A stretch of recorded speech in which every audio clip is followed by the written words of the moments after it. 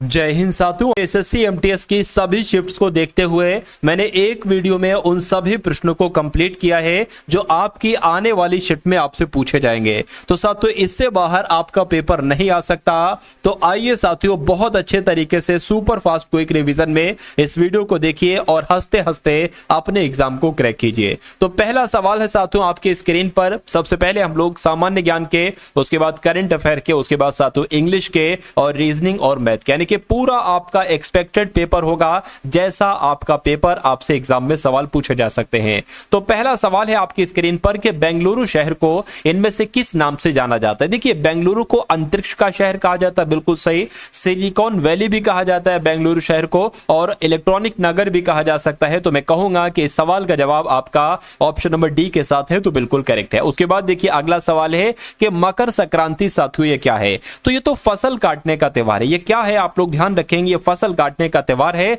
Answer जिनका भी option number B है बिल्कुल करेक्ट है। उसके बाद देखिए उगादी, बिहू, गुड़ी पड़वा या बुथाड़ू, पुथाड़ू, विशु और बिसुआ, संक्रांति, ये सभी त्योहार हैं। ये किस इवेंट का जश्न मनाते हैं। तो ये सभी की अगर बात करें, ये नए साल की शुरुआत है साथियों, नए साल की शुरुआत है अलग अलग जगह पर, अलग अलग राज्यों में। तो मैं कहूंगा कि आपका आंसर ऑप्शन नंबर डी के साथ जाना चाहिए। उसके बाद देखिए नेक्स्ट नंबर का सवाल है कि किस घराने को ख्याल गायकी का जन्मदाता कहा जाता है। अगर आपसे सवाल पूछा जाए तो आपको ग्वालियर घराना बताना है। क्यों? क्योंकि ख्याल गायकी जन्मदाता ग्वालियर घराने को ही कहा जाता है। नेक्स्ट नंबर का सवाल है कि भद्रा वन्यजीव अभयारण्य साथियों किस राज्य में है। तो ये किस राज्य में है? ये कर्नाटक में है। क्या ये कर्नाटक में है? आप सभी लोगों को याद रखना है, आप सभी लोगों को मालूम होना चाहिए। साथियों, मैं वो सभी क्वेश्चंस आपको करवा दूंगा जो आपके शिफ्ट में आपसे पूछे जाएंगे, इसलिए साथियों आप पूरी वीडियो को एंड तक देखिएगा, क्योंकि अभी तो साथियों वीडियो की शुरुआत है, अभी तो सामान्य ज्ञान चल रही है, जीके जीएस।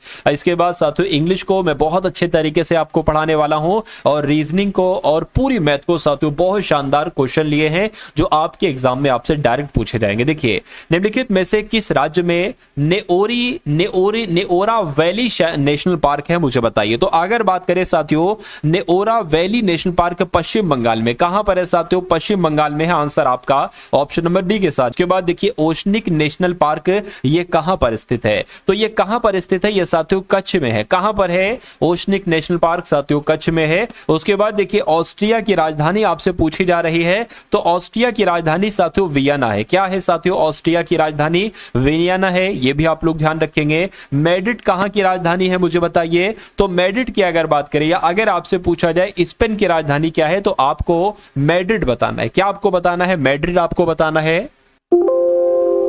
निम्नलिखित में से राजस्थान का राज्य पक्षी आपसे साथियों पूछा जा रहा है। तो राजस्थान की अगर बात करते हैं कि राजस्थान का राज्य पक्षी कौन सा है, देखिए और मुझे बताइए कि आपका सही जवाब क्या होगा। तो सोन चिड़िया की अगर बात करें, ग्रेट इंडियन बस्टर्ड कहते हैं साथियों, सोन चिड़िया ही राजस्थान का राज्य पक्षी है। उसके बाद देखिए मूसी नदी के किनारे कौन सा शहर बसा हुआ है, बताइए। तो मूसी नदी के किनारे ही हैदराबाद बसा हुआ है, आप लोग ध्यान रखेंगे। जिनका भी आंसर, जो लोग भी साथियों यहाँ पर ऑप्शन नंबर बी के साथ है, मैं कहूंगा आपका आंसर बिल्कुल करेक्ट है।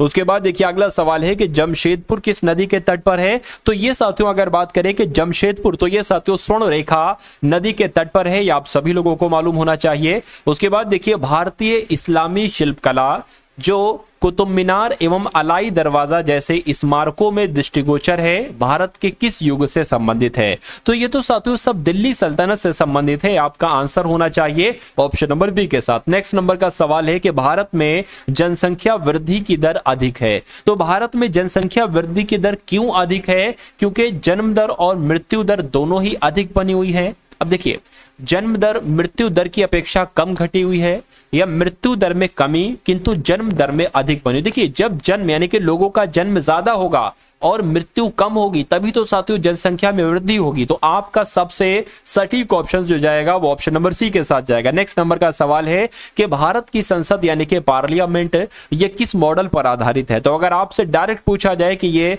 संसद किस मॉडल पर आधारित है, तो आपको बताना है ब्रिटिश पार्लियामेंट पर आधारित है। सही जवाब आपका बी के साथ जाएगा। ध्वनि प्रबलता की इकाई साथियों क्या है, बताइए। तो ध्वनि प्रबलता की इकाई बेल भी है, फोन भी है, डेसिबल भी है, यानी कि आपका राइट आंसर जो जाएगा वो ऑप्शन नंबर डी के साथ जाएगा। उसके बाद देखिए मानव नेत्र के निम्नलिखित में से किस भाग पर चित्र बनता है? तो साथियों जो चित्र बनता है ना वो तो रेटिना पर बनता है। किस पर चित्र बनता है? रेटिना पर चित्र बनता है। उसके बाद देखिए एक किताब पढ़ते समय पुस्तक और आंख के बीच न्यूनतम दूरी साथियों कितनी होनी चाहिए मुझे बताइए? तो 25 सेंटीमीटर होनी चाहिए। यानी कि किसी वस्तु को अगर आप क्लियर देखना चाहते हैं तो आपकी नजरों में यानी कि आपकी आंखों से उस वस्तु की दूरी 25 सेंटीमीटर होना चाहिए। उसके बाद देखिए अगला सवाल है कि इनमें से कौन सा एक पुरुषों का हार्मोन है मुझे बताइए? तो अगर टेस्टोस्टेरोन की बात करते हैं साथियों, टेस्टोस्टेरोन की बात करते हैं तो ये पुरुष हार्मोन है। उसके बाद देखिए हाल ही निर्वाचन आयोग ने किस राज्य में चुनाव की तारीखों का ऐलान किया है?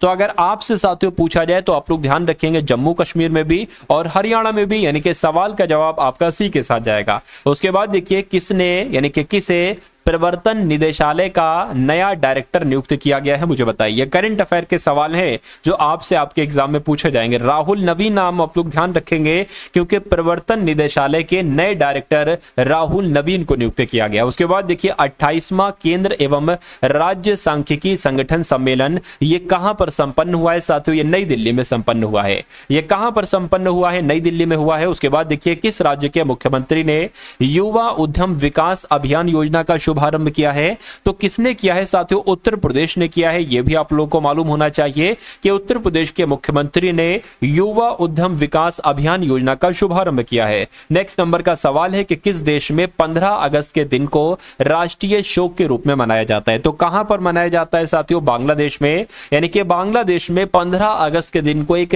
राष्ट्रीय शोक के रूप में मनाया जाता है। उसके बाद देखिए नेक्स्ट नंबर का सवाल है, देखिए तकरीबन 25 सवाल 24-25 सवाल आपने देखे जीके के प्लस करंट अफेयर के। अब पूरे साथियों 25 क्वेश्चन आप लोग देखेंगे इंग्लिश के। और इंग्लिश को साथियों मैं आपको कैसे पढ़ाता हूं आप लोग देखिएगा, मेरा मानना है क्योंकि जीएस और इंग्लिश आपकी बहुत शानदार होना चाहिए अगर आप एमटीएस के एग्जाम को पास करना चाहते हैं। तो देखिए पहला सवाल है कि select the most appropriate meaning of the given idiom. Idiom की अगर बात करें मैं आपको हर बार बताता हूं, इडियम का मतलब होता है मुहावरा, ठीक है ना। अब ये एक मुहावरा है टू टेक पेन्स। क्या टू टेक पेन्स की अगर बात करें, टू टेक पेन्स का मतलब क्या होता है साथियों? बहुत कोशिश करना, बहुत कोशिश करना इसका मतलब होता है। तो अब आपको बताने कौन सा ऑप्शन ये कहता है कि बहुत कोशिश करना। क्या साथियों अगर बात करें वेट एनेक्सली की अगर बात करें नहीं, टू बी इन्वॉल्व की अगर बात करें नहीं, टू गेट इंजर्ड की बात करें नहीं, मेक एफर्ट्स यानी कि एफर्ट्स का मतलब क्या होता है?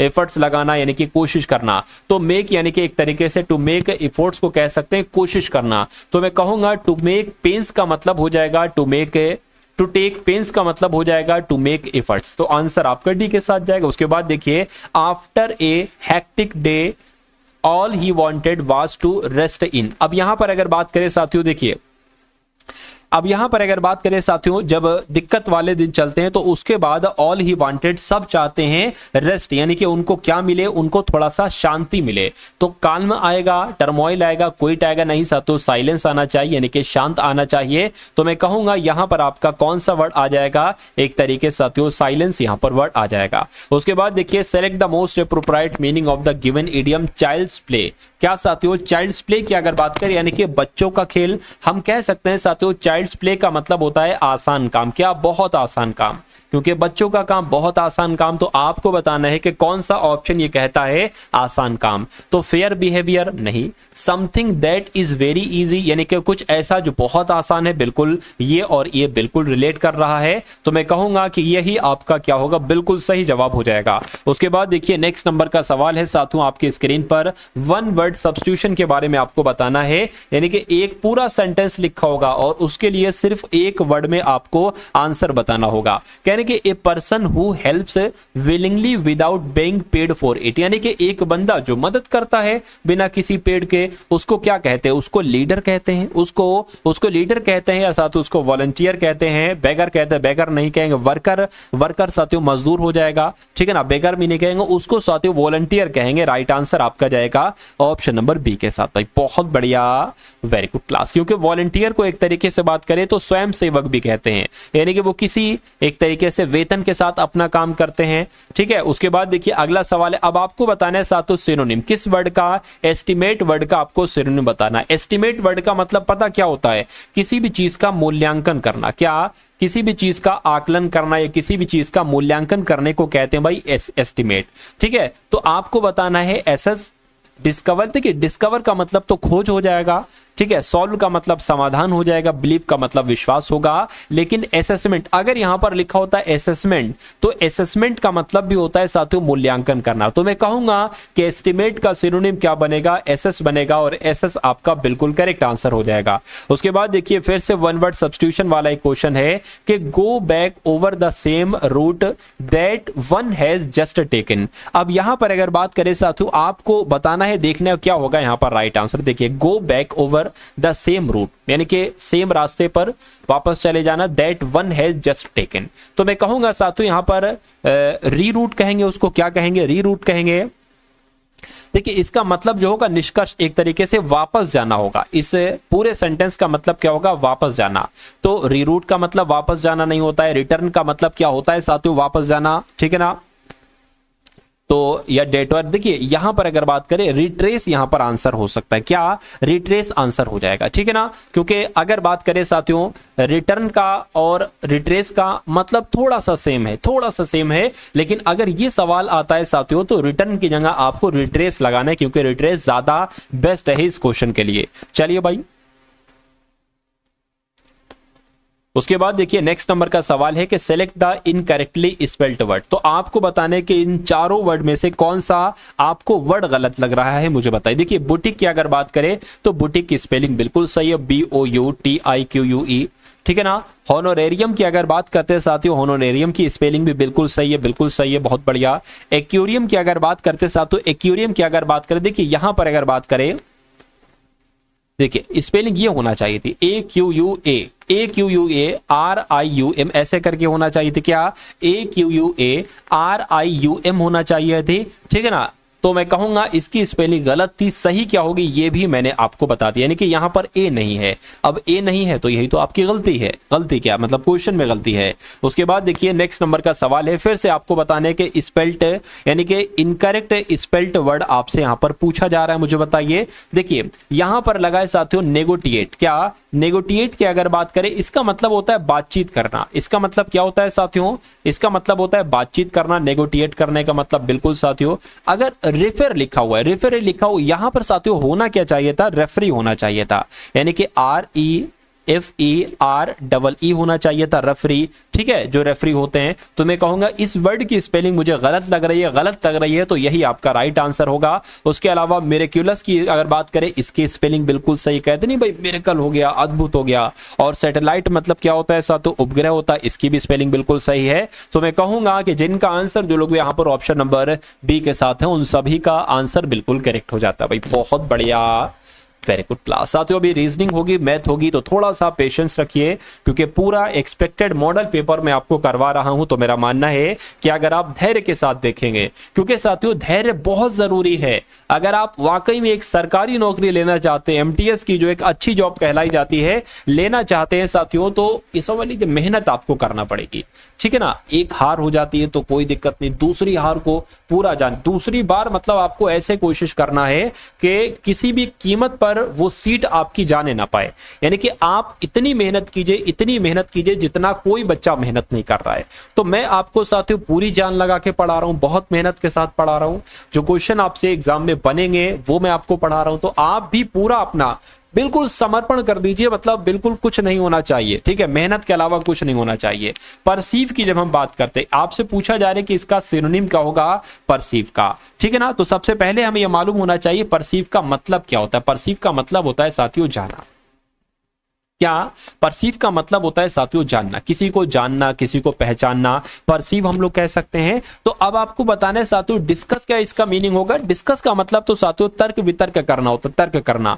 प्रेजेंट की अगर बात करें साथियों, इसका मतलब होता है भाई प्रेजेंट में है, वर्तमान में है। और डिक्लेयर का मतलब हो जाएगा साथियों घोषित करना। मैं कहूंगा साथियों रिकॉग्नाइज की अगर बात करते हैं, रिकॉग्नाइज का मतलब होता है पहचानना। क्या रिकॉग्नाइज का मतलब होता है पहचानना, तो कहीं ना कहीं जानना पहचानना, यानी कि परसीव का सिनोनिम क्या हो जाएगा, रिकॉग्नाइज हो जाएगा, रिकॉग्नाइज हो जाएगा। तो यही आपका सही जवाब हो जाएगा। उसके बाद देखिए अगला सवाल है आपकी स्क्रीन पर, आपको यहां पर देखना है साथियों और बताना है कि इस सवाल का सही जवाब आपका क्या हो सकता है। आपको एंटोनिम बताना है। क्या बताना है साथियों, आपको एंटोनिम बताना है डिसीव का। तो सबसे पहले हमें यह मालूम होना चाहिए डिसीव का मतलब क्या होता है। डिसीव का मतलब होता है साथियों धोखा करना।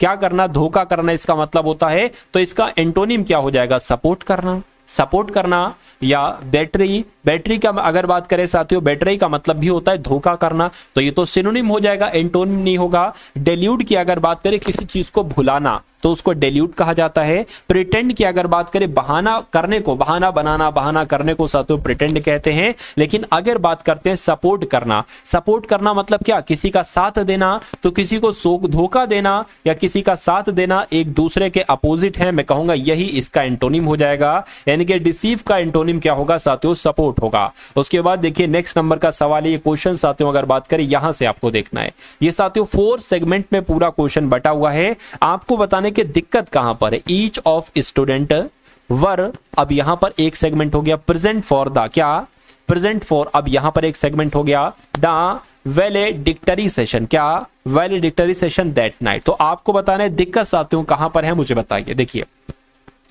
ईच ऑफ स्टूडेंट्स, अब यहां पर ये जो आया है ना ईच ऑफ स्टूडेंट, ये प्लरल नहीं है, ये हो गया साथियों सिंगुलर। ये क्या हो गया है, ये सिंगुलर हो गया है, तो सिंगुलर आ गया है साथियों, वाज आना चाहिए, वर नहीं आना चाहिए। तो मैं कहूंगा दिक्कत कहां पर है साथियों, इसकी जगह पर वाज आना चाहिए, वर नहीं आना चाहिए। ये आपका बिल्कुल करेक्ट आंसर है। उसके बाद देखिए वन वर्ड सब्स्टिट्यूशन की अगर बात करते हैं साथियों, यहां पर ए शॉर्ट इंटरेस्टिंग या अम्यूजिंग स्टोरी को क्या कहा जाएगा, मुझे बताइए। चलिए,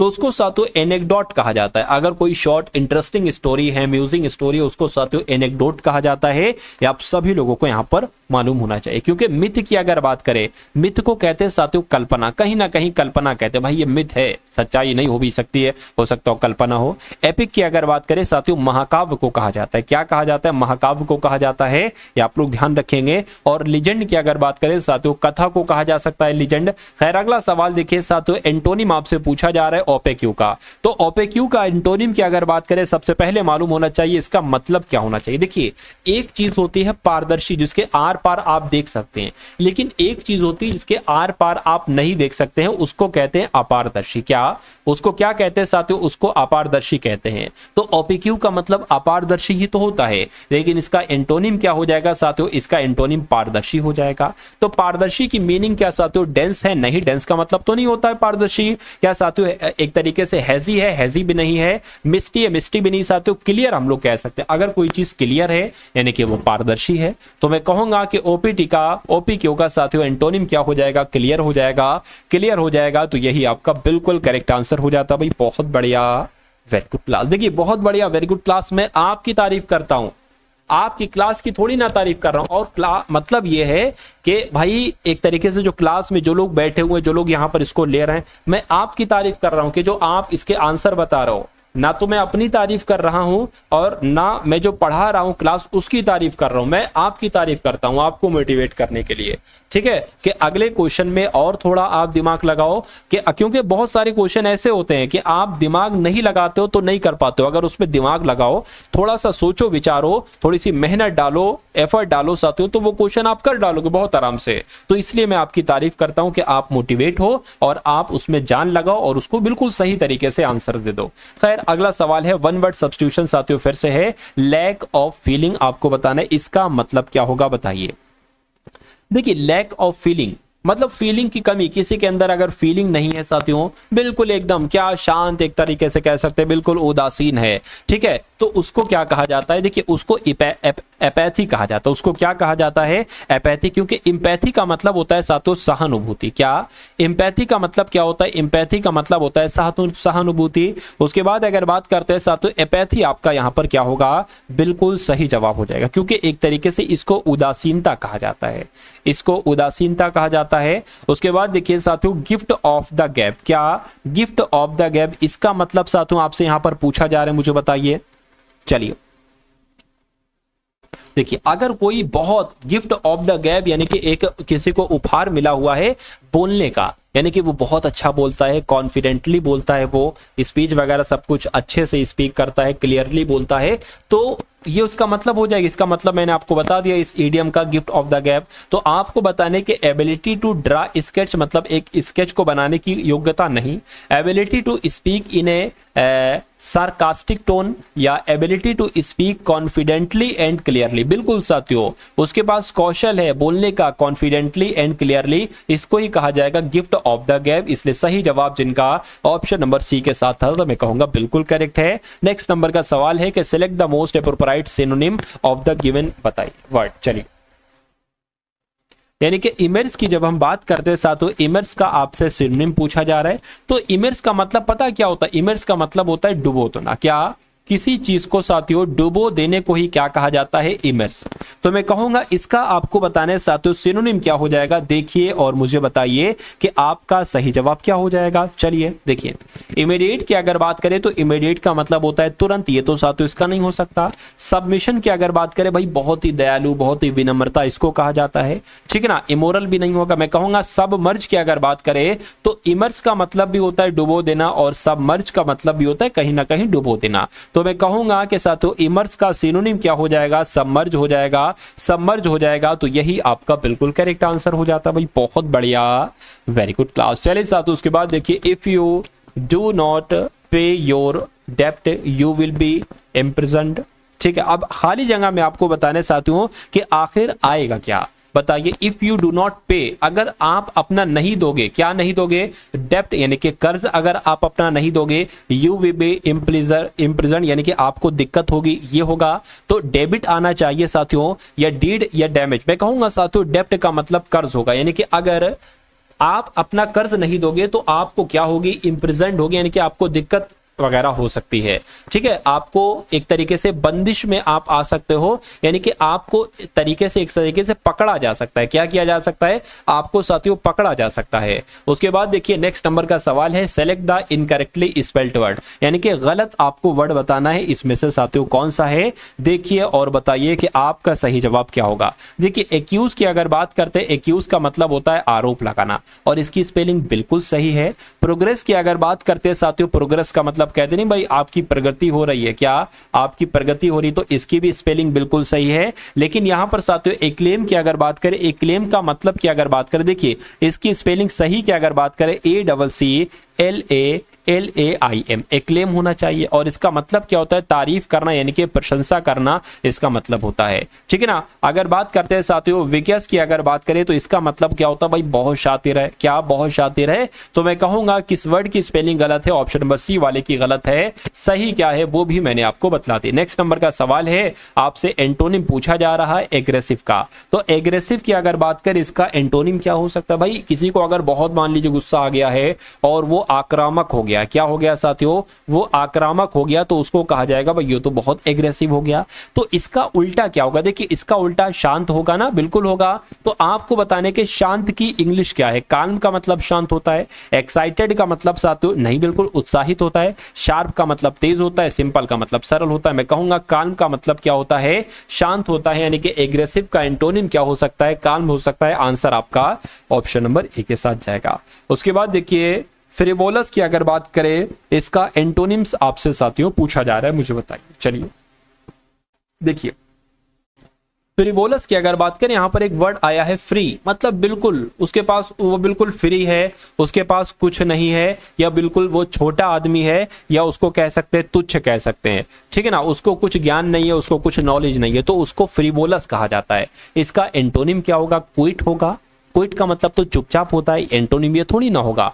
पेटी की अगर बात करें साथियों, कम, पेटी मतलब कम होता है। वाइस की अगर बात करें साथियों, वाइस का मतलब होता है भाई समझदार, बुद्धिमान। तो मैं कहूंगा कि अगर किसी को नॉलेज नहीं है, कोई छोटा आदमी है, कोई तुच्छ है, तो उसका एंटोनिम वाइस ही हो सकता है। वाइस का मतलब होता है साथियों बुद्धिमान। और आइडल की अगर बात करें, ठीक है ना, तो ये भी नहीं हो सकता। तो मैं कहूंगा कि आपका right answer option number C के साथ जाएगा। उसके बाद देखिए अब यहां पर आपको बताना है, the care can not be a panacea for all respiratory infections. अब यहां पर कौन सा ऑप्शन आना चाहिए मुझे बताइए?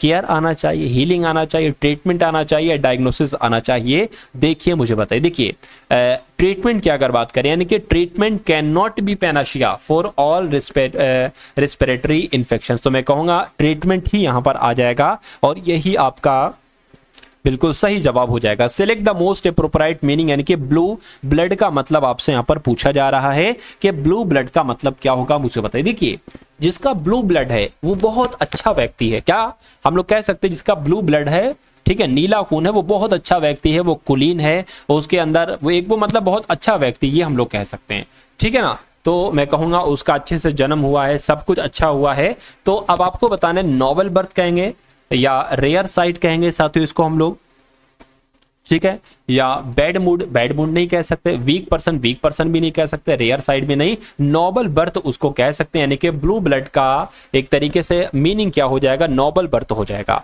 नेक्स्ट नंबर का सवाल है वन वर्ड सब्स्टिट्यूशन की अगर बात करें, a person who takes care of cattle, यानी कि एक ऐसा बंदा, ए पर्सन की बात की गई है, यानी कि एक ऐसा बंदा साथियों जो क्या कर रहा है, जो एक तरीके से कैटल की देखभाल कर रहा है। जो कैटल की देखभाल करता है उसको चरवाहा कहा जाता है। क्या कहा जाता है साथियों, उसको चरवाहा कहा जाता है कि भाई चरा रहा है कैटल्स को। तो मैं कहूंगा चरवाहा की इंग्लिश क्या होती है, तो ये आपको भी मालूम होना चाहिए, काउहर्ड कहते हैं साथियों, काउहर्ड कहते हैं। तो आपका यही बिल्कुल करेक्ट आंसर हो जाएगा भाई, बहुत बढ़िया, वेरी गुड। देखिए गार्ड हो नहीं सकता, गार्ड का मतलब रक्षक होता है। लैंडलॉर्ड की अगर बात करें, भूमि के मालिक को कहते हैं। गार्डनर साथियों कौन होता है, माली होता है। उसके बाद देखिए अगला सवाल है कि आपको बताना है एमिएबल का सिनोनिम क्या होगा, बताइए। तो एमिएबल की अगर बात देख, जैसे कि एमिएबल, कुछ लोग होते हैं एमिएबल यानी कि मिलनसार, कुछ लोग होते नहीं साथियों मिलनसार, ठीक है, आपके दुख में काम आएंगे, आपके खुशी में काम आएंगे, आप पर अगर कोई दिक्कत पड़ेगी तो भाई बहुत मिलनसार है, कहते हैं एमिएबल। तो एक ऐसा वर्ड आपको बताना है जिसका मतलब होता है मिलनसार, मुझे बताइए क्या डिसऑनेस्ट को मिलनसार कहेंगे साथियों, ठीक है। तो डिसऑनेस्ट मतलब तो बेईमान होता है। डिसएग्रीएबल यानी कि जिसको भाई एक तरीके से स्वीकार ही नहीं किया जा सकता, उसको ऑनेस्ट का मतलब ईमानदार या फ्रेंडली। देखिए जो फ्रेंडली होगा ना वो कहीं ना कहीं मिलनसार होगा, ऑनेस्ट जरूरी नहीं वो ईमानदार हो सकता है, वो मिलनसार नहीं हो सकता। यानी कि फ्रेंडली की अगर बात करें तो मिलनसार आपका यानी कि एमिएबल का सिनोनिम क्या हो जाएगा, फ्रेंडली हो जाएगा। उसके बाद देखिए अगला सवाल है, he has been consistent in this performance throughout. अब यहां पर कंसिस्टेंट आएगा, कंस्ट्रक्टिव आएगा, कंडक्टिव आएगा या कैन नॉटेटिव आएगा, मुझे बताइए। तो आपका राइट आंसर साथियों जो जाएगा वो कंसिस्टेंट के साथ जाएगा। किसके साथ, he has been consistent in his performance throughout. तो आपका right answer option number A हो जाता भाई, बहुत बढ़िया, वेरी गुड क्लास। चलिए साथियों उसके बाद देखिए नेक्स्ट नंबर का क्वेश्चन आपकी स्क्रीन पर है। अब रीजनिंग के क्वेश्चन आएंगे, ठीक है ना। और रीजनिंग के साथियों कुल मिला के अगर बात करें रीजनिंग के हम लोग साथियों यहाँ पर 10 क्वेश्चन देखेंगे। कितने क्वेश्चन, 10 क्वेश्चन देखेंगे। मेरा मानना इन 10 क्वेश्चन में से साथियों तकरीबन 7 क्वेश्चन आपको आना चाहिए अगर आप वाकई में सिलेक्शन लेना चाहते हैं, ठीक है ना। देखिए दी गई शीट को मोड़कर एक घन बनाया जाता है। इस प्रकार से घन बने कि उस अक्षर का चयन करे जो अक्षर डी दर्शाने वाले फलक के विपरीत हो। देखिए अगर आपसे यहां पर पूछा जाता कि ई का विपरीत क्या होगा, तो ई का विपरीत क्या होता साथियों, ए होता। ई का विपरीत क्या होता, ई का विपरीत साथियों ए होता। अगर आपसे पूछा जाता साथियों क्या एफ का विपरीत क्या होगा, तो आप साथियों सी बताते। और यहां पर पूछा गया है डी का विपरीत क्या होगा, तो डी का विपरीत साथियों क्या हो जाएगा, डी का विपरीत बी हो जाएगा। तो डी का विपरीत पूछा गया साथियों बी हो जाएगा और बी आपका बिल्कुल सही जवाब हो जाएगा। मैटर समझे ना, लॉजिक समझे ना। देखिए एक को छोड़कर एक, यानी कि इस वाले का ये, देखिए इसका तो ये हो जाएगा और इसका ये हो जाएगा और बाकी बचा ये, इसका ये हो जाएगा। तो कुछ भी अगर सवाल आपसे पूछ लिया जाएगा तो मेरा मानना है कि आप उसको बहुत आराम से कर डालेंगे, ठीक है। चलिए तो अगले नंबर का सवाल है साथियों आपकी स्क्रीन पर, देखिए सवाल को और बताइए सही जवाब आपका यहां पर क्या हो सकता है। यहां पर अगर बात करें साथियों, देखिए सबसे पहले 27 है, उसके बाद 41 है, उसके बाद 57 है और उसके बाद 76 है और फिर 99 है। और आपको बताने कि यहां पर कौन सा नंबर आ सकता है, बताइए। देखिए 27 में साथियों 14 बढ़ाया गया है तो 41 आया है। 14 की अगर बात करें इसमें साथियों 16 बढ़ाया गया है तो 57 आया है। 57 में 19 बढ़ाया गया है तो 76 आया है। 76 में साथियों लगभग 23 बढ़ाएंगे तो 99 आ जाएगा। अब देखिए यहां पर अगर बात करें साथियों 2 बढ़ाया गया, यहां पर 3 बढ़ाया गया, यहां पर 4 बढ़ाया गया, तो जाहिर सी बात है यहां पर 5 बढ़ाया जाएगा। तो 23 और 5 कितना हो जाएगा साथियों, एक तरीके से 28 हो जाएगा। यानी कि 76 में 23 जोड़ा तो 99 आया, 99 में 28 जोड़ेंगे तो आपको आपका आंसर मिल जाएगा, ठीक है। चलिए, तो यहां पर अगर बात करें साथियों 127 आ जाएगा। मैं कहूंगा 127 के ऑप्शन में है, बिल्कुल है, यानी कि यही आपका क्या होगा, यही आपका बिल्कुल करेक्ट आंसर है। नेक्स्ट नंबर का सवाल है आपकी स्क्रीन पर। अब आपको बताना है कि BEGIN से EBGNI बना दिया गया है, तो आपको बताना है CADET से क्या बनाया जा सकता है साथियों। देखिए और बताइए सही जवाब क्या होगा। देखिए यहां पर अगर बात करें BE लिखा हुआ है और IN लिखा हुआ है। अब देखिए BE लिखा हुआ है ना, तो उसको EB कर दिया, बस पलट दिया, आगे का पीछे, पीछे का आगे, और जैसा G है वैसा G रखा है। और IN लिखा हुआ है ना, तो उसको NI कर दिया, यानी कि इसकी अगर बात करें CA लिखा हुआ है ना, तो AC हो जाएगा। D जैसा लिखा है D वैसा ही आएगा, क्योंकि G जैसा लिखा था वैसे ही हम लोगों ने साथियों लिखा। उसके बाद ET लिखा है ना, तो TE हो जाएगा। अब आपको देखना है साथियों ये ऑप्शन कौन से ऑप्शन में लिखा हुआ है, ACDTE साथियों ऑप्शन नंबर C में लिखा हुआ है, तो ये क्या होगा, ये आपका बिल्कुल करेक्ट आंसर होगा। उसके बाद देखिए अगला सवाल है आपकी स्क्रीन पर 12, 14, 56, यानी कि 12, 14 क्या लिखा हुआ, उस विकल्प का चयन कीजिए जिसमें दी गई संख्याएं आपस में उसी तरह से संबंधित हैं जिस प्रकार दिए गए समुच्चय की संख्याएं आपस में संबंधित है। यानी कि जैसे 12, 14, 56 में जो संबंध है, आपको बताना के कौन से ऑप्शन में वही संबंध होगा। देखिए और बताइए सही जवाब क्या है। देखिए 12, 14, 56 हमें देखना है कि आखिर इसमें संबंध क्या है साथियों। देखिए और मुझे बताइए कि आपका राइट आंसर आखिर यहां पर क्या हो सकता है। चलिए देखिए यहां पर अगर बात करें साथियों, इन दोनों को अगर हम जोड़ते हैं तो क्या आता है साथियों, 3 आता है। इन दोनों को अगर हम जोड़ते हैं तो साथियों 5 आता है। इन दोनों को जोड़ते हैं तो 11 आता है। ठीक है ना, यानी कि क्या आ गया साथियों, मैं कह सकता हूं 3, 5, 11 आ गया। अब इसमें कितना है साथियों, 2 बढ़ाया गया है, इसमें कितना बढ़ाया गया, 6 बढ़ाया गया। तो यही लॉजिक आपको बताना है किस ऑप्शन में लगा हुआ है। देखिए अगर हम साथियों इसकी बात करें, किसकी बात करें, 1 सेकंड रुकिए। अगर हम पहले वाले ऑप्शन की बात करें यानी कि 24, 16 और 214 की बात करें, तो इसमें साथियों ठीक है, इसको अगर जोड़ेंगे तो 6 आएगा, इसको जोड़ेंगे साथियों तो 7 आएगा, और इन सब को अगर हम जोड़ देंगे तो 5, 6, 7, 7 आ जाएगा। ठीक है, अब यहां पर क्या साथियों 2 आ रहा है, नहीं 1 आ रहा है यहां पर, तो ये लॉजिक हमारा क्या होगा, यानी कि ये वाला ऑप्शन हमारा नहीं हो सकता। तो हम ऑप्शन नंबर 2 वाले को साथियों एक बार देखते हैं। 2 वाले को देख लेते साथियों, यहां पर 16 आया, 18 आया और साथियों 96 आया। अब देखिए इसको जोड़ेंगे 7 आएगा, इसको जोड़ेंगे 9 आएगा, इसको जोड़ेंगे साथियों कितना 15 आएगा। अब देखिए यहां पर भी 2 बड़ा है और यहां पर कितना 6 बड़ा, यानी कि 2 बड़ा 6 बड़ा 2 बड़ा 6 बड़ा। तो मैं कहूंगा जो यहां पर लॉजिक लगा है वही लॉजिक आपका यहां पर लगा है, तो यही आपका क्या होगा, यही आपका बिल्कुल करेक्ट आंसर हो जाएगा। उसके बाद देखिए नेक्स्ट नंबर का सवाल है आपकी स्क्रीन पर, देखिए और बताइए सही जवाब यहां पर आपका क्या हो सकता है। कह रहे कि वर्गों के उस समूह का चयन कीजिए जिनके मध्य के संबंध को दिए गए वेन आरेख के द्वारा सर्वश्रेष्ठ अच्छे ढंग से साथियों दर्शाया जा सकता है। देखिए जैसे कि मान लीजिए कार्डियोलॉजिस्ट है, वकील है, प्रोफेसर है। तो कार्डियोलॉजिस्ट साथियों हृदय वाले डॉक्टर को कहते हैं, वकील अलग होता है, प्रोफेसर अलग होता है। तो इसका तो कुछ इस प्रकार से बनना चाहिए, ऐसे बनना चाहिए, लेकिन हमें ये वाला ढूंढना है, तो ये वाला ऑप्शन साथियों जो होगा ना वो हमारा नहीं हो सकता। कोई बात नहीं, अगला देखते हैं साथियों, पुत्रियां, भाई और इंजीनियर। अब यहां पर अगर बात करें साथियों, देखिए मान लीजिए इंजीनियर हैं और कुछ इंजीनियर क्या भाई लोग, कुछ इंजीनियर हैं, कुछ भाई लोग इंजीनियर नहीं हैं। कुछ पुत्रियां इंजीनियर हैं, कुछ पुत्रियां इंजीनियर नहीं है। तो यहां पर तो हमें ऐसा बनाना है, इसलिए ये भी हमारा ऑप्शन नहीं हो सकता। सी वाले की अगर बात करें साथियों, देखिए दादा माता, अब दादा लोग अलग हो जाएंगे, माताएं लोग अलग हो जाएंगी। फार्मासिस्ट हो सकता हो, कुछ फार्मासिस्ट दादा लोग हों, कुछ फार्मासिस्ट दादी लोग हों, तो ये भी नहीं हो सकता। अगर बात करते हैं साथियों माताएं महिलाएं, देखिए जो महिलाएं होंगी, क्या जो महिलाएं होंगी वो सब माताएं होंगी, वो सब माताएं होंगी। और हो सकता हो साथियों यहां पर अगर बात करें कुछ वकील लोग, हो सकता है कुछ वकील लोग महिलाएं भी हो और कुछ माताएं वकील लोग भी हो। तो कुछ ऐसे साथियों ये वाला बनेगा ऑप्शन नंबर डी वाला, और ये भी साथियों कुछ ऐसे ही बना है। यानी कि मैं कहूंगा कि सवाल का जवाब अगर आपका है ऑप्शन नंबर डी के साथ तो बिल्कुल करेक्ट है। उसके बाद देखिए यदि दर्पण को दिए गए संयोजन के दाईं ओर रखा जाता है, कहां पर रखा जाता है साथियों, अगर मान लीजिए दर्पण को साथियों यहां पर रखा जाता है तो संयोजन के दर्पण में निर्मित सही प्रतिबिंब कैसा बनेगा।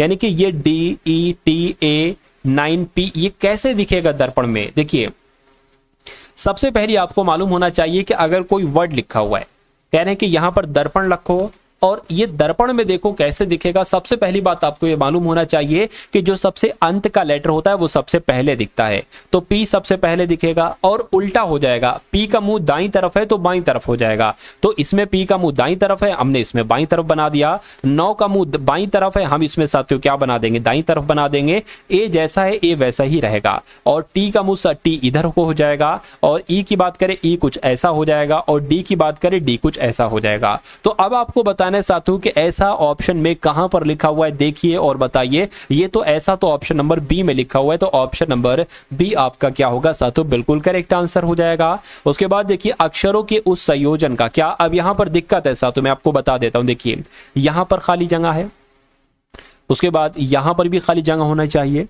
ठीक है, और यहां पर भी खाली जगह होनी चाहिए, DMD, ठीक है।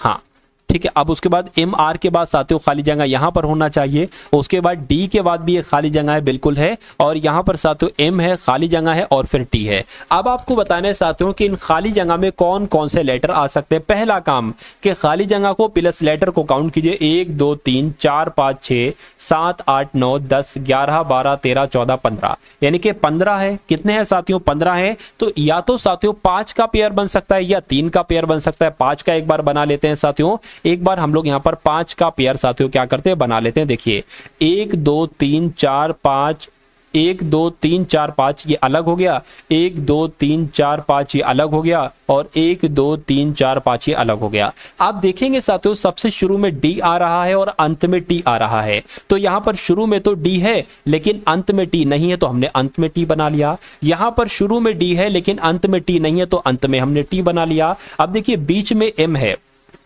तो बीच में M यहां पर भी है, बीच में M यहां पर नहीं है, हमने यहां पर M बना लिया। तो अब ये वाला हमारा पूरा हो गया, यानी कि DQMRT, DQ यहां पर Q आ जाएगा, DQMRT, DQMRT। तो अब अगर बात करें साथियों, अब आपको अगला काम क्या करना है, अगला काम आपको ये करना है कि आपने अपने पेन से कौन कौन से वर्ड लिखे वो लिख दीजिए। आपने M लिखा है, आपने T लिखा है, आपने Q लिखा है, आपने फिर T लिखा है, फिर Q लिखा है, फिर R लिखा है। और अब अंतिम काम ये कर लीजिए कि ये देख लीजिए कौन से ऑप्शन में लिखा हुआ है, तो मैं कहूंगा MTQ, MTQ, MTQ, TQR। तो ये तो साथियों ऑप्शन नंबर डी में लिखा हुआ है MTQ और TQR। तो जिनका भी आंसर, जो लोग भी यहां पर ऑप्शन नंबर डी के साथ हैं, मैं कहूंगा बिल्कुल करेक्ट आपका आंसर है भाई, बहुत बढ़िया, वेरी गुड क्लास। एक निश्चित कूट भाषा में POUR को OPRU लिखा जाता है। उसके बाद कहा गया है कि TACKLE को ATKCEL लिखा जाता है। तो आपको बताना है कि FORMATIONS को क्या लिखा जा सकता है। तो यहां पर आपको बताना है कि आखिर इसमें और इसमें क्या लॉजिक लगा है। देखिए ये PO है, ठीक है ना, ये PO है, और ये क्या बना दिया गया, OP बना दिया गया, यानी कि बस क्या किया गया है, O की जगह पर P, P की जगह पर O। ये UR है और UR की जगह पर साथियों RU बना दिया गया। उसी प्रकार यहां पर देखिए TA है तो साथियों AT बना दिया गया, क्या TA है तो AT बना दिया गया, और CK है तो साथियों KC बना दिया गया, और LE है तो EL बना दिया गया। इतनी बात आपको समझ में आ गई। चलिए उसके बाद देखिए, तो इतनी बात आपको समझ में आ गई। तो अब इसमें साथियों कुछ नहीं करना है। देखिए O है ना, तो ये O यहां पर आ जाएगा, F यहां पर आ जाएगा, RM है तो M पहले आ जाएगा, R बाद में आ जाएगा। उसी प्रकार साथियों TA आ जाएगा और OI आ जाएगा और SN आ जाएगा। तो आपको बताना है कि ऐसा कौन से ऑप्शन में साथियों लिखा हुआ है, ठीक है। ये N है, N, तो SN कहां पर लिखा हुआ, एक यहां पर लिखा हुआ, एक यहां पर लिखा हुआ है। और उसके अलावा अगर बात करते हैं साथियों, यहां पर अगर बात करें, देखिए OFMRTAIO, ये बिल्कुल सही हो जाएगी, ये आपका सही हो जाएगा, गलत हो जाएगा। मैं कहूंगा जिनका भी आंसर ऑप्शन नंबर C के साथ था तो बिल्कुल करेक्ट था। अब उसके बाद देखिए नेक्स्ट नंबर का सवाल है, आपकी स्क्रीन पर देखिए और बता दीजिए कि आपका सही जवाब क्या होगा। ये क्वेश्चन बहुत शानदार है साथियों, एक ऐसा कॉन्सेप्ट, एक ऐसे कॉन्सेप्ट वाला साथियों क्वेश्चन आपसे पूछा जाएगा। इसकी अगर बात करें क्या लिखा हुआ, PLAN को क्या लिखा जाता है कि OBMQ लिखा जाता है, NOT को UPO लिखा जाता है। तो आपको बताना है कि MOTHER को क्या लिखा जाएगा। देखिए यहां पर अगर बात करें, बहुत ध्यान से आप लोग देखिएगा। देखिए एक काम करिए साथियों कि ये P से जो है ना, P से साथियों ये क्या हुआ है, ये Q हुआ है, P के बाद होता है Q, एल के बाद होता है साथियों एम, और ए के बाद होता है बी, और साथियों एन के बाद होता है ओ। और यहीं पर ये यहाँ पर भी ये वही चीज लगी हुई है कि एन के बाद होता है ओ के बाद होता है पी, और टी के बाद होता है यू। तो मैं कहूंगा साथियों एम के यहाँ पर क्या आ जाएगा, ठीक है, एम के बाद क्या होता है साथियों एन हो जाएगा, तो यहाँ पर मैं कहूंगा एन आ जाएगा। ओ के बाद क्या होता है साथियों पी होता है, तो यहाँ पर पी आ जाएगा। टी के बाद यू होता है, एच के बाद साथियों आई होता है, ई के बाद एफ होता है, और आर के बाद साथियों एस होता है। तो एक ऐसा ऑप्शन कौन से ऑप्शन में देखने को मिल रहा है, यानी कि S F I U P N, तो ऑप्शन नंबर डी में ऐसा ऑप्शन है। तो मैं कहूंगा कि जिनका आंसर मेरे आंसर से पहले आ गया हो उन सभी का आंसर बिल्कुल करेक्ट हो जाता है। चलिए उसके बाद देखिए नेक्स्ट नंबर का सवाल है साथियों, अगर आपने अभी तक इस वीडियो को लाइक नहीं किया है तो मैं रिक्वेस्ट करूंगा आपसे कि वीडियो को आप लोग क्या कर दीजिए, एक बार लाइक आप लोग अवश्य कर दीजिए, और इस सवाल को देखिए, इस क्वेश्चन को देखिए और मुझे बताने की कोशिश कीजिए कि इस सवाल का सही जवाब आपका क्या है। देखिए कह रहे हैं कि 6 मित्र हैं, कितने मित्र हैं, 6 मित्र हैं, गोवर्धन है, सरयू, रेखा है, श्यामला, हेमा और गणेश है। ये एक टिकट काउंटर पर पंक्ति में खड़े हुए हैं। सरयू और हेमा के बीच में 2 व्यक्ति हैं। क्या सरयू और हेमा के बीच में 2 व्यक्ति हैं? बिल्कुल 2 व्यक्ति हैं, कह सकते 2 व्यक्ति हैं। रेखा ठीक हेमा और श्यामला के बीच में है, ठीक है। गोवर्धन के आगे केवल एक व्यक्ति है, तो गोवर्धन के आगे क्या कहा गया है, गोवर्धन के आगे केवल एक व्यक्ति, यानी कि मैं कहूंगा साथियों, मान लीजिए मैं बना लेता हूं 6 व्यक्ति ना, 1 2 3 4 5 6। अब कह रहे कि गोवर्धन के आगे केवल एक व्यक्ति, यानी कि गोवर्धन यहां पर आएगा, क्योंकि गोवर्धन के आगे केवल एक व्यक्ति है, ठीक है। इतनी बात आपको समझ में आ गई। उसके बाद कहा जा रहा है कि गणेश जो कि पंक्ति के पिछले छोर से तीसरे स्थान पर है, ठीक है, यानी कि पिछला छोर ये हो गया, इसका तीसरा स्थान क्या हुआ, 1 2 3, यानी कि गणेश की अगर बात करें तो गणेश साथियों यहाँ पर है। कहाँ पर है? गणेश यहाँ पर है। चलिए गणेश जो कि पंक्ति के पिछले छोर से तीसरे स्थान पर है, वो यानी कि गणेश ठीक गोवर्धन और हेमा के बीच में है, ठीक है, यानी कि गोवर्धन और हेमा के बीच में। एक सेकंड, 1 2 3, गणेश जो कि पंक्ति के पिछले छोर से तीसरे स्थान पर है। अच्छा, गोवर्धन और हेमा के बीच में। देखिए अगर इस गणेश को अगर मान लीजिए यहां पर कहा तो गया है पिछले छोर से तीसरे स्थान पर, तो 1 2 3 गणेश यहां पर, लेकिन कहा यह भी गया है कि गोवर्धन और हेमा के बीच में है कौन? गणेश। तो अगर हम साथियों गणेश को यहां से पिछले छोर से मान लीजिए, यहां से माने 1 2 3, तो गणेश साथियों यहां पर आएगा, क्योंकि कंडीशन जो कही नहीं थी, कंडीशन हमारी सही नहीं हो पा रही थी, क्योंकि देखिए गणेश और हेमा के बीच में गणेश है ये कहा गया है, तो हेमा साथियों यहां पर आ जाएगी, ठीक है। गणेश जो कि पंक्ति के पिछले छोर से, ठीक है, यहां से मान लेते 1 2 3, पिछले छोर से तीसरे स्थान पर, वो ठीक गोवर्धन और हेमा के बीच में, गोवर्धन और हेमा के बीच में गणेश, ठीक है। सरयू और हेमा के बीच में कौन 2 व्यक्ति बैठे हैं आपसे पूछा जा रहा है। अब देखिए फिर से एक बार पढ़ लीजिए, कह रहे कि सरयू और हेमा के बीच में 2 व्यक्ति हैं, तो सरयू और हेमा, तो सरयू और हेमा की अगर बात करें 1 2 3 4 5 6,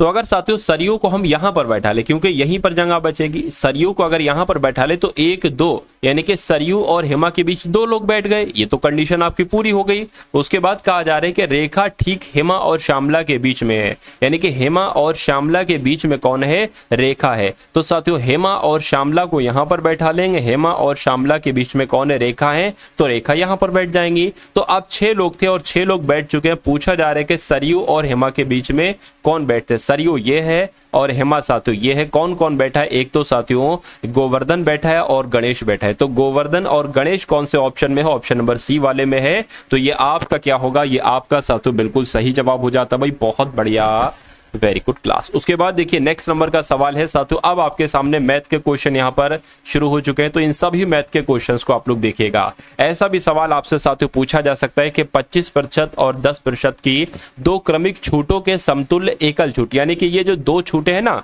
25% की और 10% की, इनको एक छूट आपको बनाना है। इसका सूत्र क्या होता है साथियों? इसका सूत्र मैं आपको बता देता हूं, a + b - ab / 100, यानी कि a b क्या है? a 25% है, b 10% है, तो a क्या है? 25% है, लिख लो। b क्या है? 10% है, लिख लो। -25 × 10 आ जाएगा, बटे साथियों 100 आ जाएगा। अब ये क्या हो जाएगा 35 हो जाएगा, माइनस ये क्या हो जाएगा, ये आपका 4 हो जाएगा, ये 2 और आपका 5 हो जाएगा। मैं कहूंगा 2.5 यहाँ पर आ जाएगा, यानी कि 2.5 आ जाएगी। जब इसमें से 2.5 निकलेगा तो कितना बचेगा साथियों 32.5% बचेगा। और 32.5% कौन से ऑप्शन में, ऑप्शन नंबर बी वाले में। उसके बाद देखिए कहने कि ए और बी की औसत मासिक आय 4500 है, बी और सी की औसत मासिक आय 5600 है, और ए और सी की औसत मासिक आय 4800 है। तो कह रहे कि बी की मासिक आय आपसे पूछी जा रही। देखिए आपसे यहां पर कहा गया है कि ए और बी की ये दो लोग हो गए, ए और बी की जो औसत है आय, औसत मासिक आय है वो 4500 है, ठीक है ना, वो 4500 है। तो अगर हम कहें कि ए और बी की कुल मिला के आय कितनी है, तो इन दोनों को गुणा करा दो, 45 दूना 90, तो यानी कि 9000 जो मैं कहूंगा 9000 ये ए और बी की आय है। अब आप पता एक काम साथियों ये करो, आप औसत ना लिखो, आप इन दोनों की आयों का योग लिख दो। जैसे कि ए और बी की औसत आय, ए और बी की कुल आय हमने निकाली, कितनी निकाली 9000 निकाली। उसी प्रकार आप बी और सी की निकाल लो। बी और सी की कैसे निकालेंगे, बी और सी की 5600 है ना, 5600 की गुणा 2 से होगी तो कितना हो जाएगा साथियों, ठीक है ना, कितना हो जाएगा साथियों 1,12,000 मेरे हिसाब से हो जाएगा। कितना हो जाएगा 1,12,000 हो जाएगा, 1,12,000 थोड़ी ना, लगभग हम कह सकते हैं साथियों 11,200 हो जाएगा। क्या हो जाएगा यहां पर 11,000, ये 56,000 थोड़ी ना है, 56,000 होता तो होता 1,12,000, ठीक है ना। तो 11,200 यहां पर आ गया, इसको हम सही से लिख देते हैं। देखिए 11,200 यहां पर आ गया। उसके बाद इसी प्रकार ए और सी की आप निकाल लीजिए, 4800 है, 4800 का दुगना 96 होता है, यानी कि 9600 हो जाएगी। तो अब इतनी बात आपको मालूम पड़ चुकी है। अब यहां पर अगर बात करें, देखिए यहां पर ए भी 2 बार है, बी भी 2 बार है, सी भी 2 बार है। तो एक काम करो साथियों, 2a + b + c बराबर, अब इनको साथियों क्या कर लो, इन सब को जोड़ लो, इन सब को साथियों जोड़ लो कि 9000, 11,200 और 9600 टोटल आखिर कितना बैठेगा। तो अगर साथियों इनको जोड़ने पर आए तो कितना बैठेगा मैं आपको बता देता हूं एक तरीके से साथियों, 29,800 बैठेगा। कितना बैठेगा 29,800 बैठेगा। अब a + b + c का एक तरीके से 29,800 बटे 2 हो जाएगा। 2 से अगर कट करेंगे 2 एकम 2, 2 चौक 8, 2 नीम 18, 00 आ गया। यानी कि ये पता क्या है, ये ए और बी और सी की कुल आय का योग है, ठीक है। अगर आपसे ये पूछा जाता है कि ए बी सी की कुल आय का योग कितना होगा तो 14,090 आप बताते, लेकिन आपसे पूछा जा रहा है कि बी की मासिक आय कितनी है। तो बी की मासिक आय निकालने के लिए पता आप क्या करेंगे, बी की मासिक आय निकालने के लिए साथियों आप ये करेंगे कि इसमें से आप ए और सी की माइनस कर देंगे ए और सी की मासिक आय, और ए और सी की मासिक आय कितनी है 9600 है, यानी कि 14,900 में से साथियों 9600 आप माइनस कर देंगे तो 00 यहाँ पर 3 आ जाएगा, यहाँ पर कितना आ जाएगा 5, यानी कि 5300 जो होगी ये आपकी बी की आय होगी। तो 5300 कौन से ऑप्शन में, ऑप्शन नंबर बी वाले में। दो मित्र ए और बी एक व्यवसाय में 3:4 के अनुपात में निवेश करते हैं। ए ने 2 महीने पहले अपना हिस्सा वापस ले लिया। 1 वर्ष के अंत में कुल लाभ 2600 रुपए हुआ, तो ए को लाभ के रूप में कितना हिस्सा मिला। देखिए यहाँ पर 2 लोग बताए गए हैं, ए और बी बताया गया। कहने के ए अगर साथियों 3 डालता है, 3 पैसे डालता है, 3 रुपए डालता है, तो बी साथियों 4 रुपए डालता है। कह रहे कि ए ने 2 महीने पहले, देखिए यहां पर साल की बात चल रही है, अगर बी ने अपना पैसा 12 महीने के लिए लगाया तो ए ने 2 महीने पहले ही अपना हिस्सा वापस ले लिया, यानी कि ए ने 10 महीने के लिए अपना पैसा लगाया होगा, ठीक। आप साथियों इसको गुणा कर लीजिए। आप गुणा आप कैसे करेंगे, 12 चौक 48 हो जाएगा, और 3 धाम कितने हो जाएंगे 30 हो जाएंगे। यानी कि अगर हम बात करें कि अगर ए को 30 रुपए मिलते हैं लाभ के रूप में, तो बी को साथियों कितने मिलेंगे 48 रुपए मिलेंगे। इसको अगर थोड़ा सा छोटा करे, कट करे, 3 एकम 3 और 3 एकम 3, 3 छंग 18 हो गया, और अगर कट करे साथियों 5 आ जाएगा, ये 8 आ जाएगा। यानी कि ये पता क्या है, ये ए और बी का लाभ का हिस्सा है। कहने के ए और बी को अगर कुल मिला के 2600 लाभ के रूप में अगर मिलते हैं तो ए का हिस्सा क्या होगा, ए का अनुपात क्या है 5 है, और नीचे इन दोनों का योगफल आ जाएगा 8 5 13 हो जाएगा, 13 यहां पर आ जाएगा। यानी कि 13 कम 13, 13 दूना 26 हो जाएगा, 5 दूना 10, यानी कि 1000 जो है ना ये किसको मिलेगा साथियों, ए को मिलेगा लाभ के रूप में। तो मैं कह सकता हूं बी को कितना मिलेगा 2600 है ना, तो बी को साथियों 1600 मिलेगा। तो आपसे ए का पूछा गया है तो ए का आप बता देंगे 1000 रुपए लाभ के रूप में मिलेगा। उसके बाद देखिए अगला सवाल है कि 2 लंबवृत्तीय शंकु हैं, सी और डी, इनकी त्रिज्याओं का अनुपात, यानी कि अगर इनकी त्रिज्या की बात करते हैं साथियों तो 2:3 के अनुपात में है, और उनकी ऊंचाइयों का अनुपात करते हैं यानी कि साथियों H1 और H2 की अगर बात करते हैं तो 3:2 दे रखा है। इतनी बात आपको पता है, ठीक है ना। चलिए, तो कह रहे कि शंकु डी का आयतन और शंकु सी के आयतन का अनुपात आपसे पूछा जा रहा है।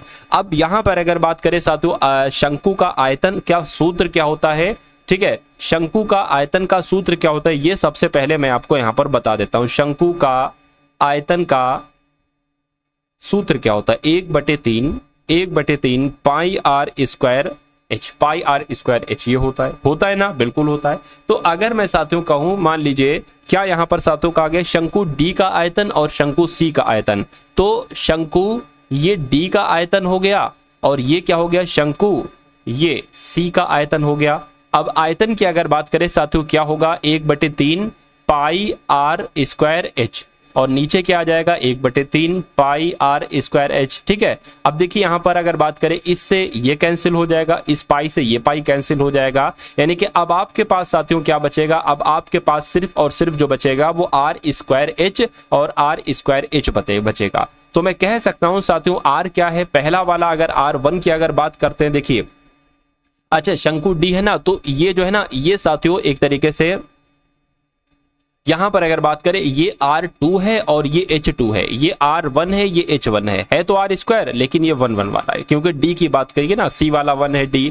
तो अब यहां पर अगर साथियों हम लोग बात करते हैं तो R2 कितना है साथियों, R2 आपका 3 है, तो यहां पर क्या आ जाएगा आपका यहां पर 3 आ जाएगा, ठीक है। अब R2 की बात की गई है तो ऐसा करो 3 × 3 कर लो, और उसके बाद H2 की बात की गई तो H2 कितना है 2 है, तो साथियों यहाँ पर 2 आ जाएगा। बटे में क्या आ जाएगा, बटे में आपका साथियों क्या आ जाएगा R1 कितना है 2 का स्क्वायर यानी कि 2 × 2, और यहाँ पर H1 की अगर बात करते हैं साथियों तो कितना आ जाएगा, तो 3 आ जाएगा। इतनी बात आपको मालूम होना चाहिए। चलिए अब इसकी अगर बात करें, इस 2 से ये 2 कैंसिल हो जाएगा, इस 3 से ये 3 कैंसिल हो जाएगा। अब बचेगा क्या, 3 2 बचेगा, यानी कि साथियों मैं कह सकता हूं कि D का अनुपात क्या हो जाएगा 3 और C का अनुपात क्या हो जाएगा 2, यानी कि 3:2 जो होगा 3:2, यही तो शंकु D के आयतन और शंकु C के आयतन का अनुपात होगा। तो 3:2 कौन से ऑप्शन में लिखा हुआ है साथियों, ऑप्शन नंबर ए में लिखा हुआ है, ठीक है ना। चलिए साथियों उसके बाद देखिए नेक्स्ट नंबर का सवाल है आपकी स्क्रीन पर कि वरुण ने एक थोक व्यापारी से पर्दे का कपड़ा खरीदा। किससे खरीदा, एक थोक व्यापारी से साथियों पर्दे का कपड़ा खरीदा जिसके अंकित मूल्य पर 20% की छूट थी, ठीक है ना। मान लीजिए साथियों उस पर अगर अंकित मूल्य कितना लिखा हुआ हो, अगर अंकित मूल्य उस पर साथियों 100 रुपए लिखा हुआ हो, मैं बहुत आसान भाषा में आपको समझाऊंगा जैसे जैसे क्वेश्चन कह रहा है, तो उसने 20% की छूट पर लिया, यानी कि साथियों में जाहिर सी बात है उसने 80 रुपए का लिया होगा। अरे भाई वरुण ने एक कपड़ा खरीदा, उसने अंकित मूल्य पर 20% की छूट पर लिया। अंकित मूल्य अगर 100 लिखा होगा तो जब 20% की छूट उसने पाई होगी तो 80 रुपए का तो कपड़ा लिया होगा, और फिर उसने उस कपड़े पर उसके अंकित मूल्य से 20% अधिक अंकित किए, यानी कि जो अंकित मूल्य था ना 100 रुपए, इससे 20% अधिक अंकित किए, तो मैं कहूंगा उसने 120 रुपए अंकित कर दिए होंगे बिल्कुल, और उस पर 10% की छूट दे दी, यानी कि इस पर 10% की छूट दी। जब इस पर 10% की छूट दोगे यानी कि इसमें से 12 कम हो जाएगा, यानी कि 108 रुपए में उसने बेचा, तो कह रहे हैं कि उसका प्रतिशत लाभ कितना होगा, ये आपसे साथियों यहां पर पूछा जा रहा है। देखिए उसको पड़ा था 80 रुपए में और वो बेच रहा है 108 रुपए में, कितना बढ़ती बेच रहा है साथियों, मैं कहूंगा एक तरीके से 20 और 8 28 रुपए बढ़ती बेच रहा है। तो इसको आपको प्रतिशत में बदलना है साथियों, गुणा 100 कर लीजिए, 80 नीचे लिख लीजिए, 20 पंजे और 20 चौक आ जाएगा, 4 पंजे 20, 4 छंग 24, 4 सत्ते 28 हो जाएगा, 7 पंजे 35 हो जाएगा, यानी कि उसका जो लाभ होगा वो 35% का होगा। और 35% कौन से ऑप्शन में, ऑप्शन नंबर सी वाले में। देखिए किताबी भाषा में अगर आप देखेंगे तो इसका सॉल्यूशन बहुत कठिन है, इतना कठिन है कि कुछ बच्चों को समझ में आ जाएगा और कुछ को नहीं आएगा, इसलिए मैंने आपको बिल्कुल आसान लैंग्वेज में ये समझा दिया क्वेश्चन। उसके बाद देखिए नेक्स्ट नंबर का सवाल है आपकी स्क्रीन पर। चलिए देखिए, वह छोटी से छोटी संख्या ज्ञात कीजिए जो एक पूर्ण वर्ग हो, निम्नलिखित प्रत्येक संख्या से विभाज्य, यानी कि इसमें से कौन सी एक पूर्ण वर्ग है, ये तो सभी एक पूर्ण वर्ग है, ठीक है ना। जो 15 से भी विभाजित हो, 24 से भी विभाजित हो, 36 से भी विभाजित हो, तो एक ऐसी संख्या हम निकाल लेते हैं। क्या दिक्कत है? इसका एलसीएम साथियों हम लोग निकाल लेते हैं। एलसीएम की अगर बात करें साथियों, 2 से अगर कट करें तो 15 आ गया, यहाँ पर 12 आ गया, यहाँ पर 18 आ गया। 2 से कट करें 15 आ गया, 6 आ गया, 9 आ गया। 2 से अगर कट करें 15 आ गया, 3 आ गया, 9 आ गया। अब 3 से कट होगा, 3 पंजे 15, 3 एकम 3, 3 तिया 9, फिर से 3 से होगा, 3 एकम 3, और ये 5 से हो जाएगा साथियों। अब देखिए, अब आपको करना यह है कि एक ऐसी संख्या पता लगाना है कि जो एक पूर्ण वर्ग हो, तो और 15, 24, 36 से कट जाए। अब देखिए पता क्या होना चाहिए, ये 2 का पेयर, बिल्कुल ठीक है। अब यहाँ पर 2 का पेयर, ये एक 3 का पेयर हो गया, ठीक। अब देखिए यहाँ पर अगर बात करें साथियों, 2 गुणा 2 गुणा 2 गुणा 3 गुणा 3 गुणा 5। अब यहाँ पर देखिए ये तो पेयर बन रहा है, ये भी पेयर बन रहा है। हमें क्या करना पड़ेगा, हमें अगर इसको पूर्ण वर्ग वाली संख्या बनाना है तो इसको भी 5 का पेयर करना पड़ेगा, और ये बेचारा 2 इकलौता सिंगल है, इसको भी 2 से 2 करना पड़ेगा। तो अब यहाँ पर अगर बात करें, अब इसकी आप गुणा कराइए, 2 दूना 4, 4 दूना 8, 8 दूना 16, ठीक है। 16 तिया कितना हो जाएगा, 16 दूना 32, 16 तिया 48, ये 48 आपका आ गया, और 5 पंजे 25, 25 तिया 75। अब आप इसकी गुणा करा लीजिए, जो नंबर आएगा वही आप देख लीजिए, 8 पंजे 40 हो जाएगा, 5 चौक 20, और साथियों ये आपका 24 हो जाएगा, ठीक है ना। और 7 छंग 7 7 49, 7 अट्ठे आपका 56 हो जाएगा, 7 चौक 28, 28 आपका कितना हो जाएगा साथियों, 28 है, और आपका 33 हो जाएगा, ठीक है ना। अब इसको जोड़ लीजिए साथियों, 10 आ गया, यहाँ पर 6 आ गया, 3, यानी कि 3600 जो होगा वो आपका राइट आंसर हो जाएगा। यानी कि 3600 एक ऐसी संख्या है जो पूर्ण वर्ग भी है और पूरी तरीके से 15, 24, 36 से विभाजित भी हो रही है। तो इस प्रकार जिनका भी आंसर यहाँ पर है ऑप्शन नंबर डी के साथ, तो मैं कहूंगा कि आप सभी का आंसर यहाँ पर बिल्कुल करेक्ट। भाई बहुत बढ़िया, वेरी गुड क्लास।